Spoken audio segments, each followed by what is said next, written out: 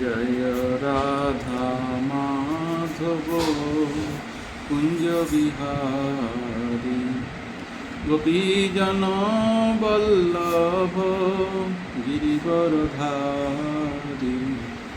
যশোদানন্দন ব্রজজনরঞ্জন যমুনা তীর বনচারী জয় রাধা মাধব কুঞ্জ বিহারী হরে কৃষ্ণ কৃষ্ণ কৃষ্ণ হরে হরে হরে রাম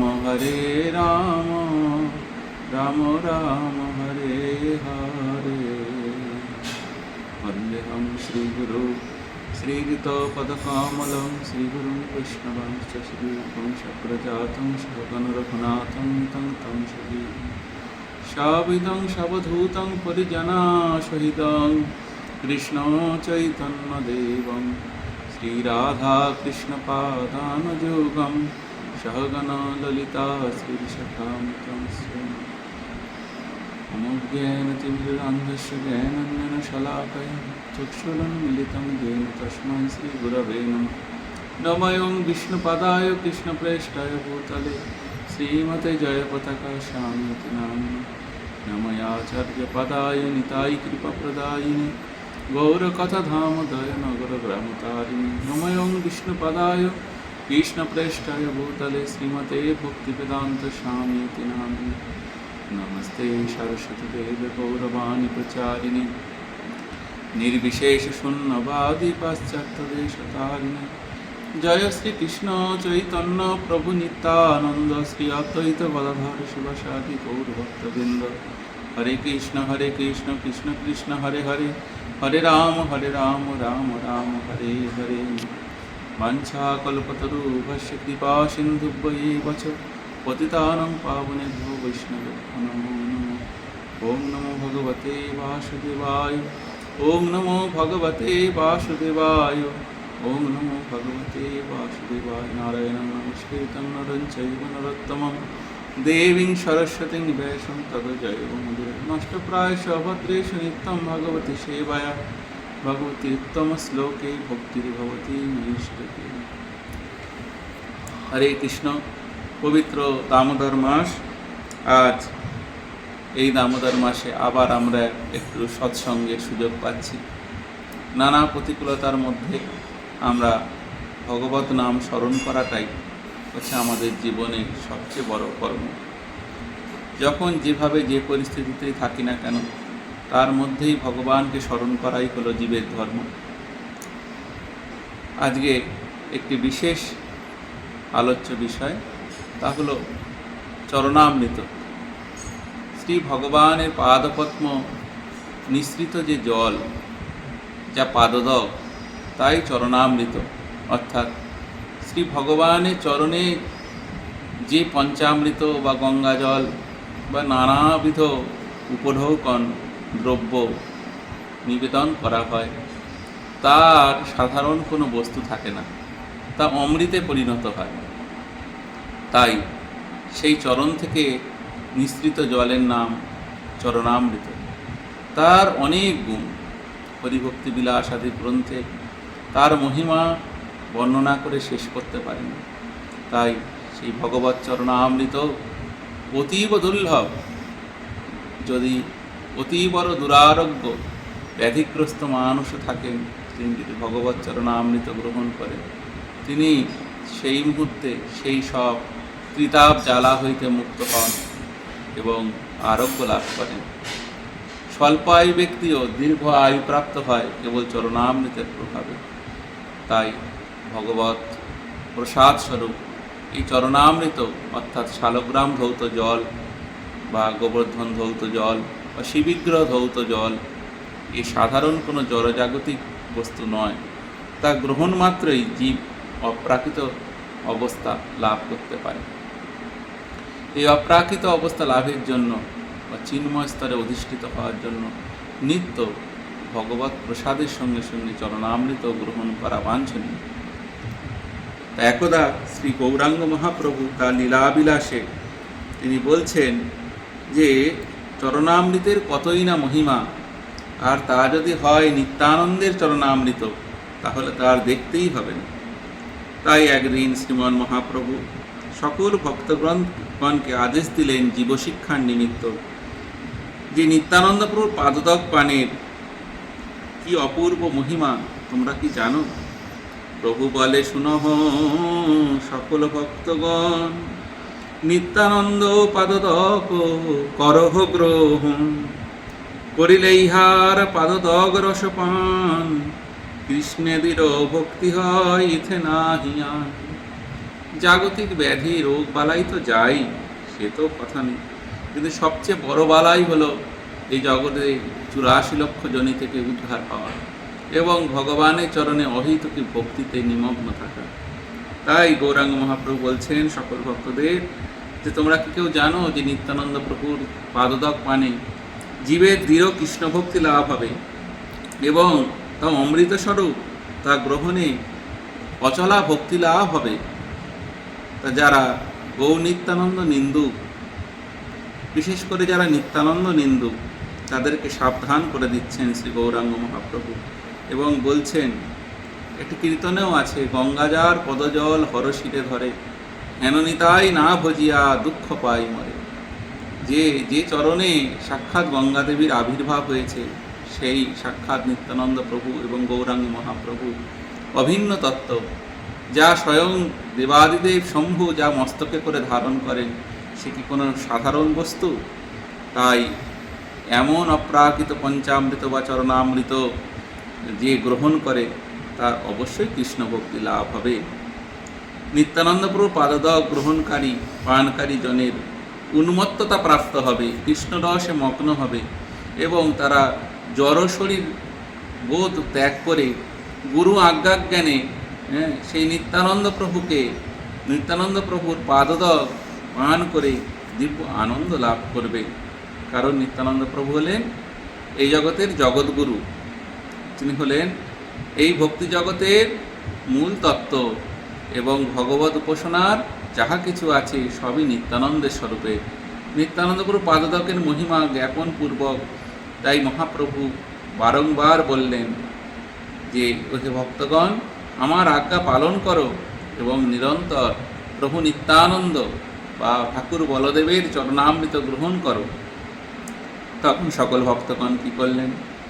আজ্ঞা পাই সব নিত্যানন্দের চরণ, পা করিলা পাদতক করিলা গ্রহণ। মহাপ্রভুর আজ্ঞা মাত্রই সমস্ত ভক্তগণ নিত্যানন্দ প্রভুকে সিংহাসনে অধিষ্ঠিত করে তার চরণ ধৌত করে দিলেন এবং সকলে সেই চরণামৃত সংগ্রহ করলেন। অনেক বৈষ্ণবগণ বলছেন এবং সাধুজন বলছেন, যাদের নিত্য চরণামৃতের ব্যবস্থা নেই, বাড়িতে চিত্রপটে সেবা করেন বা তেমন অর্চনের ব্যবস্থা নেই, তারা অবশ্যই মন্দির থেকে বিষ্ণু চরণামৃত নিয়ে যাবেন এবং 5 লিটার 10 লিটার জলের সঙ্গে মিশ্রিত করে রেখে দেবেন এবং তা দৈনন্দিন নিয়ম করে গ্রহণ করবেন। তাতে জীবের মঙ্গল সাধন হবে এবং অনেক আপদ বালাই থেকে তারা মুক্ত থাকতে পারবে। সেই কারণে এটি একটি গুরুত্বপূর্ণ বিষয় যে আমরা নিত্য ভগবানের চরণামৃত গ্রহণ করছি কিনা। নিত্য মন্দিরে এসে না নেওয়া সম্ভব হলে সেটিকে সংরক্ষণ করে পবিত্র গঙ্গাজলের সঙ্গে মিশ্রিত করে রাখা যেতে পারে। 5 বার 10 বার একজনে খায়, বাহ্য নাহি নিত্যানন্দ হাসরে সদায়।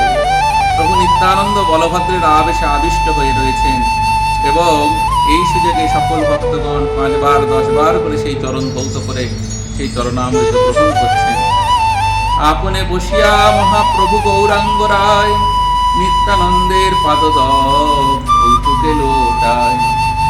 আজ মহাপ্রভু নিজে নিত্যানন্দ প্রভু চরণ ধৌত করা জল সকল ভক্তগণকে সারিবদ্ধ করে দান করিয়ে একে একে জনে জনে প্রত্যেককে দান করছেন এবং বলছেন, নাও নাও, গ্রহণ করো, পৃথিবীর সবচেয়ে মূল্যবান বস্তু এই চরণামৃত। সবে নিত্যানন্দ পাদতক পরিপান, মত্ত প্রায় হরি বলি করে আহ্বান। যেই মুহূর্তে সেই নিত্যানন্দ প্রভুর পাদতক সকলের শরীরে প্রবেশ করল, স্পর্শ মাত্রই জীব উন্মত্ত হয়ে উঠল। ভক্তগণ উন্মত্তের মতো গৌরাঙ্গ হা নিত্যানন্দ করে নৃত্য করতে লাগলো। এই মহাপ্রভুর আজ্ঞাক্রমে চরণামৃতের মহিমা ভক্তগণের মধ্যে বিস্তারিত হলো এবং নিত্যানন্দ প্রভু পাদদক্ষিণে ভক্তগণ প্রমত্ত হয়ে নিজ নিজ জীবনকে ধন্য বলে মনে করলেন। কেহ বললেন, আজ আমার সকল জন্ম বন্ধন খণ্ড। আর কেউ বলল, আজ আমি কৃষ্ণ দাসত্ব লাভ করব। আবার কেহ বললেন, এই যে অদ্ভুত অপ্রাকৃত সুধারস। নিত্যানন্দ প্রভু পাদদক্ষিণের ফলে ভক্তগণের মধ্যে কৃষ্ণ প্রেমের প্লাবন বইতে লাগলো। ভক্তগণ মহাপ্রেমে মহাপ্রভাবে উন্মত্ত হয়ে সংকীর্তন এবং হুঙ্কার গর্জন অষ্টসাত্ত্বিক ভাবে ভাবিত হয়ে গেলেন। শ্রীকৃষ্ণ কীর্তনে সমস্ত দিক তখন মুখরিত হয়ে গেল। তারপর শ্রীমন মহাপ্রভু গৌরাঙ্গ মহাপ্রভুকে সঙ্গে গৌরাঙ্গ মহাপ্রভু সকল ভক্তগণকে সঙ্গে নিয়ে একত্রিত হয়ে তখন নিত্য কীর্তন করলেন। আর নিত্যানন্দ প্রভু তখন উঠে সকলের সঙ্গে আবার নৃত্য আরম্ভ করলেন। শ্রী গৌরাঙ্গ মহাপ্রভুকে ঘিরে এবং নিত্যানন্দ প্রভুকে ঘিরে সকল ভক্তগণ উন্মত্তের মতো কীর্তন করলেন এবং নৃত্য করলেন এবং ভাব সমুদ্রে প্রেম সমুদ্রে নিমজ্জিত হলেন। এই প্রভাবটি বিস্তারিত হলো কিভাবে? সেটি হলো কেবলমাত্র চরণোদক পানের মাধ্যমে। এই যে আমরা দেখতে পাই, কালীয় তিনি অতি বিষধর সর্প ছিলেন। তার পূর্বজন্ম বৃত্তান্তে পাওয়া যায় তিনি একজন রাজা ছিলেন এবং এই কালীয় তিনি কুষ্ঠ ব্যাধিগ্রস্ত একজন রাজা ছিলেন, যিনি কিনা অষ্টবক্র মুনির চরণামৃত পানে এই রোগ আরোগ্য হবে বলে জানতে পেরেছিলেন। সে সময় কংসদূতের কাছ থেকে জানতে পেরেছিলেন যে কোথায় আছেন অষ্টবক্র মুনি। খোঁজ করে প্রজাদের পাঠিয়েছিলেন যে তার চরণামৃত নিয়ে আসার জন্য। প্রজারা যখন গেলেন, দেখলেন অষ্টবক্র মুনির চরণে নানা রকম ধুলায় ধূসরিত এবং তার সঙ্গে ঘা এবং নানা রকম রক্ত পুঁজ আদি লেগে আছে তার চরণে। চরণ ধুলতে সময় সেই চরণোদকে পাদদকে চরণে থেকে নিঃসৃত রক্ত এবং সেই সব পুঁজ আদি ময়লা দ্রব্য চরণামৃত মিশে গেল। এরকম চরণামৃত দেখে রাজা ঘৃণাবোধ করলেন। তিনি গ্রহণ করতে রাজি হলেন না। ভাবলেন, আমার কুষ্ঠব্যাধি থাক, তবু এই চরণামৃত আমি কি করে গ্রহণ করব? রানী বললেন, যদি তুমি এই চরণামৃত গ্রহণ করতে না পারো, অন্তত এই চরণামৃত সাক্ষাৎ পরম বৈষ্ণবের চরণামৃত, মহামুনি অষ্টবক্রের চরণামৃত তুমি তা মুখ দিয়ে যদি গ্রহণ না করতে পারো, অন্তত মস্তকে ধারণ করো। তাই সেই চরণামৃত মহারাজ মস্তকে ধারণ করলেন। কিন্তু চরণামৃতের অবমাননার জন্য তাকে সর্বজনই প্রাপ্ত হতে হল এবং যেহেতু অবমাননা করলেন আংশিক এবং চরণামৃত গ্রহণ করলেন মস্তকে, তাই ওই মস্তকটুকুনি পবিত্র হয়ে থাকলো আর সর্বশরীর সর্বের ন্যায় বিষাক্ত হয়ে গেল। পরবর্তী জন্মে সেই কালীয় হলো, কিন্তু যে স্থান বিষযুক্ত সেই স্থানে তো ভগবানের অধিষ্ঠান নেই। কেবল যে স্থান বৈষ্ণবের কৃপাতে পরিশুদ্ধ সেই স্থানটুকুনি ভগবানের প্রিয়। তাই কালীয়র মস্তকটুকুনি ছিল পবিত্র, কারণ ওই স্থানে রাজা চরণামৃত মস্তকে রেখেছিলেন। তাই শ্রীকৃষ্ণ কালিয়ার মস্তকের উপর উঠলেন এবং নৃত্য করে এবং সেই স্থানে একেবারে দুটি চরণের চিহ্ন অঙ্কিত করে দিলেন আজীবনকালের মতো, যেন ওইখানে ভগবত কৃপা লাভ হয়েছিল। তাই ভগবানের চরণামৃত, বৈষ্ণবের চরণামৃত, গুরুর চরণামৃত একই জ্ঞান করে গ্রহণ করাই জীবের কর্তব্য, যার দ্বারায় ভগবান পর্যন্ত কৃপা করেন। কালীয়র মহা অপরাধ ক্ষমা করে তার মস্তকে চরণাঙ্কিত করেছিলেন কেবলমাত্র কালিয়ার মস্তকে পূর্বজন্মে চরণামৃত ছিল। তাই ভক্তগণ অবশ্যই দামোদর মাসে নিত্য চরণামৃত গ্রহণ করবেন এবং পুরো বছরই গ্রহণ করবেন, সারা জীবনই গ্রহণ করবেন। সকলে ভালো থাকবেন। হরে কৃষ্ণ।